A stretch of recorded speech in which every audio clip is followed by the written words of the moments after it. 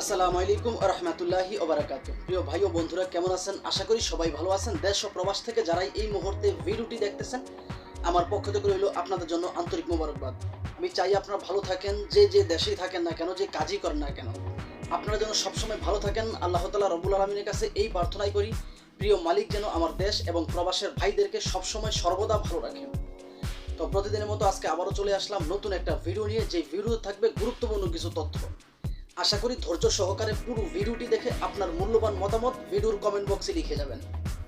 আজকে যাকে নিয়ে ভিডিও করব, এই মানুষটা খুবই দুঃখজনক একটা বিষয়। এই মানুষটা আগে আওয়ামী লীগ করতো, যার কারণে তার মেয়েকে কেউ বিয়ে করতে চাচ্ছে না। সবাই নাকি এই মেয়ের বাবাকে দেখলে ভয় পায়, এবং সরকার পরিবর্তন হওয়ার পরে বর্তমান সময়ে আওয়ামী লীগপন্থী যারা আছে তারা তো আসলে খুবই মুসিবতের মধ্যে আছেন। তাদের মেয়েকে কেউ বিয়ে দিতে চাচ্ছে না, বা তাদের বাড়িতে মেয়ে দেখতে কেউ যাইতে চাইতেছে না। আমার স্ক্রিনে এই পাশে যে ভিডিওটা দেখতেছেন, এই মানুষটা দাবি করতেছে যে আসলে তার সুন্দরী একটা মেয়ে আছে, কিন্তু অথচ আওয়ামী লীগ করার কারণে সে বিয়ে দিতে পারতেছে না। খুবই দুঃখজনক একটা বিষয়, আপনারা ভিডিওটা লক্ষ্য করেন। আমি আওয়ামী লীগ করতাম। আওয়ামী লীগ করার কারণে আমার মেয়েটাকে আমি বিয়ে দিতে পারছি না। আমি বিরাট একটা সমস্যার মধ্যে আছি ভাই। আমার হুমকি ধমকি আমাকে উপরে চাপের মধ্যে রাখছে।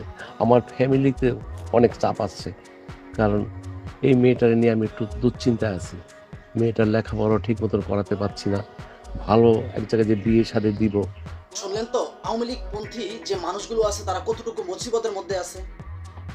এই মানুষগুলো কোনো একটা সময় প্রভাব খাটাইছে, এখন তারা প্রভাব খাটাতে পারছে না, যার কারণে তার মেয়েটাকেও বিয়ে দিতে পারছে না। আসলে এই কথাটা সম্পূর্ণরূপে মিথ্যা। সত্যের ছিটাফোঁটাও এই বৃদ্ধ লোকটার কথার মধ্যে নাই। কেননা যদিও এই বৃদ্ধ লোকটা একটা চিটিংবাজ বাটপার আমি মনে করি, কেননা উনি যদি চিটিংবাজ বাটপার না হতো, আমার মনে হয় না যে আসলে কোনো মানুষ আওয়ামী লীগ করার কারণে যে আসলে তার মেয়েকে বিয়ে দিতে পারবে না, এটা কতটুকু যুক্তিযুক্ত আমার বিশ্বাস হয় না। কেননা আপনি একটা জিনিস খেয়াল করেন, আওয়ামী লীগের মধ্যেও কিন্তু বিএনপি পরিবারের মেয়ে আছে, বিএনপি পরিবারের মধ্যেও কিন্তু আওয়ামী লীগপন্থী আপনার আওয়ামী লীগ পরিবারের ছেলে আছে কিংবা মেয়ে আছে। তো এই কথাগুলো বলে নতুন নতুন কৌশল অবলম্বন করে মানুষকে ধোঁকা দেওয়াই হচ্ছে এদের একমাত্র পেশা। আমার স্ক্রিনে এই পাশে যে ভিডিওটা দেখতেছেন, আপনি দেখেন, একটু ভালো করে খেয়াল করেন। এই মানুষটাই আপনার প্রথমে এই পাশে যখন ভিডিওটা করলো, সে বললো যে আসলে তার মেয়েকে শুধুমাত্র আওয়ামী লীগ করার কারণে বিয়ে দিতে পারতেছে না। আমি যখন আরেকটু ঘেটে ঘুটে দেখলাম, তখন দেখলাম সেই পেজের মধ্যেই এই বৃদ্ধ লোকটার আরেকটা ভিডিও আছে, যে ভিডিওতে সে বলতেছে যে আসলে এটা তার একমাত্র মেয়ে, তার একমাত্র মেয়েকে বিয়ে দিতে চায়, এবং কি কোনো ছেলে যদি তাকে বিয়ে করতে রাজি হয়, তাহলে তার পিছনে যে বাইকটা আছে সেই বাইকটা নাকি এই ছেলেকে দিয়ে দিবে। 3.5 লক্ষ টাকা দাম আছে এই বাইকটার। যদিও এই বাইকটা পুরনো, যদি সেই ছেলে এই বাইকটা নিতে না চায়, তাহলে তাকে এর চাইতে দামি বাইক কিনে দেওয়া হবে। আপনারা ভিডিওটা একটু লক্ষ্য করেন, দেখেন কি বলে। এই যে আমার একটা মাত্র মেয়ে, আমার মেয়েটাকে আমি অনেক লেখাপড়া করেছি। এখন মেয়েটার জন্য আমি ভালো পাত্র খুঁজছি।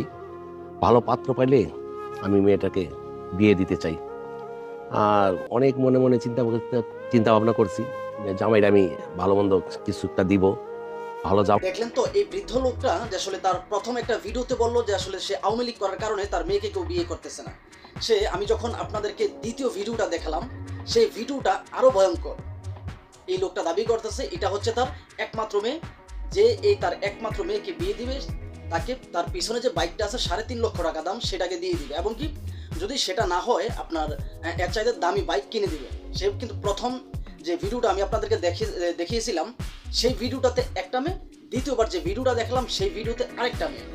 আপনি একটা জিনিস খেয়াল করেন যে আসলে এই সমস্ত কার্যকলাপগুলো কোনো ভালো মানুষের, কোনো ভালো মস্তিষ্কের মানুষের হবে না। আমি মনে করি যে মানুষ আল্লাহ তাআলাকে ভয় করে বা 5 ওয়াক্ত নামাজ পড়ে রোজা রাখে, তারা কখনো এই সমস্ত কাজগুলো করবে না। এই সমস্ত কাজগুলো একমাত্র সেই মানুষগুলোই করতে পারে যারা একমাত্র চিটিংবাজ, বাটপার, ধোঁকাবাজ।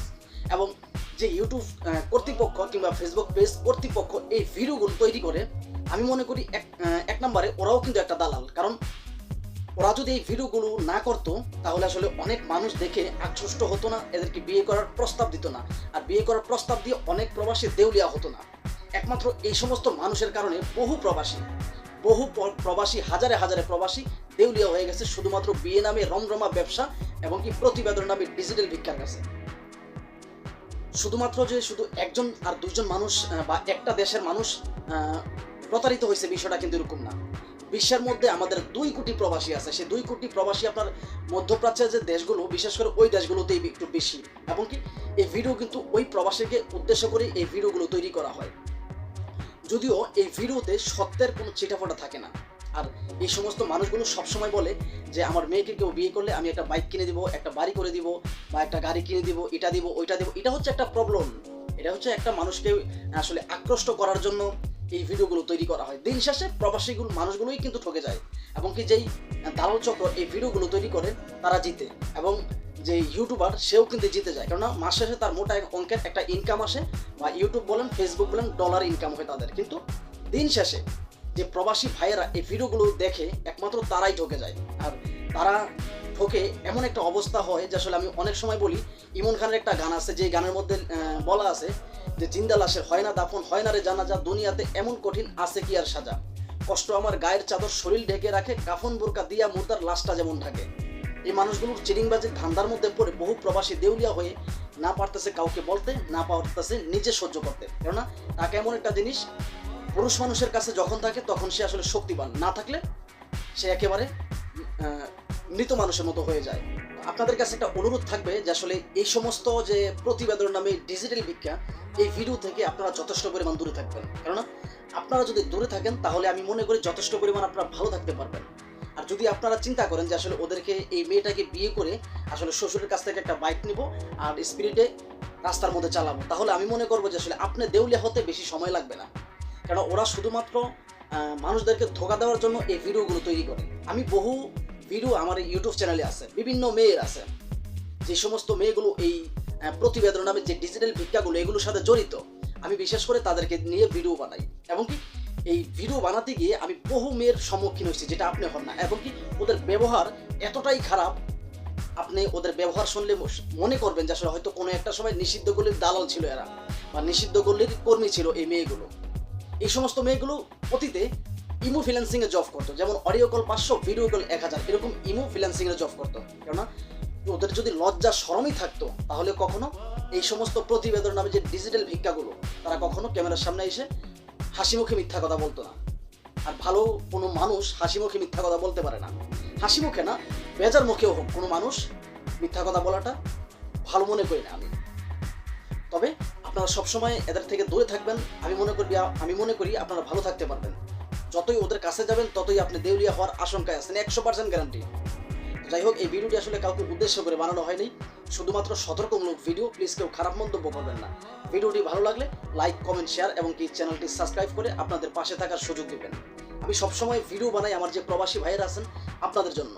যেমন আমি এখন যেভাবে ভিডিও করতেছি, আমার এখানে হঠাৎ করে একটু কারেন্টের ত্রুটির কারণে আমার এসি বন্ধ হয়ে গেছে, যার কারণে আসলে আমার এই গরমের মধ্যেই আমার ভিডিও করতে হইতেছে। আপনারা দেখতেছেন আমার শরীরের কি অবস্থা। আমি এই গরমের মধ্যেও কিন্তু আপনাদেরকে উদ্দেশ্য করে এই ভিডিওগুলো বানাই, যাতে আমার কোনো প্রবাসী ভাই দিন শেষে না ঠকে যায়। তো যাই হোক, ভালো থাকবেন। খোদা হাফেজ।